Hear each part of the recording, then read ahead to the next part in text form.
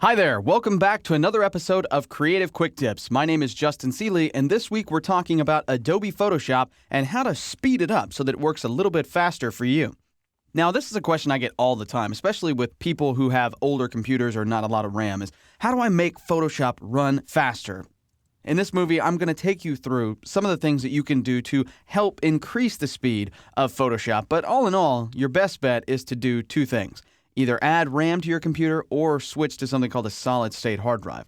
But there are little tweaks you can do inside of Photoshop to make it run a little bit smoother. So let's take a look.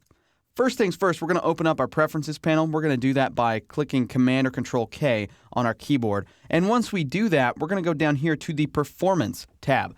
Once we're on the Performance tab, there's a couple of areas that we can look at here. And so the first one is going to be memory usage. The memory usage area basically tells your computer how much RAM are you allocating to Photoshop at any given time. Now, it should be noted here that as you crank this number up, you're giving Photoshop more RAM, but you're also taking RAM away from other applications on your computer.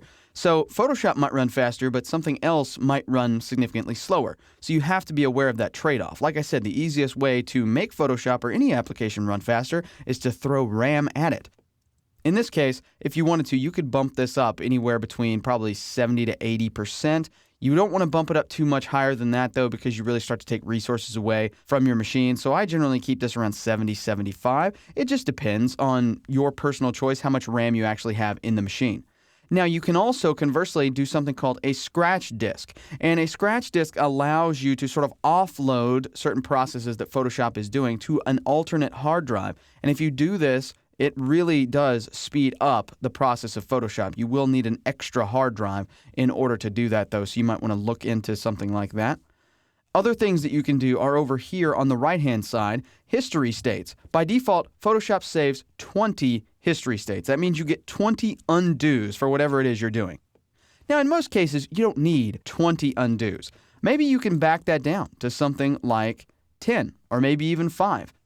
The less Photoshop has to remember, the more resources Photoshop can devote to doing what you're doing at any given time. Just remember, you're increasing the memory by decreasing what it has to remember. You can also adjust the cache levels. Now, you do have to be careful with cache levels depending on what type of image you're working on. But if you wanted to, you could back this down to something like 1, and that would definitely speed up the process. But that's going to be for when you're working on probably smaller types of images. And if you wanted to, you could increase that to something like 3 or 4 when you're working on larger types of images. It tells you right here at the bottom to set the cache levels to 2 or higher for optimum GPU performance. So when you're working on bigger images, you might want to increase that number. My recommendation is before you start a project, think about the types of intensive processes and things like that you're going to have to go through. Then jump into this dialog box and dial in all of the settings that are appropriate for that particular project.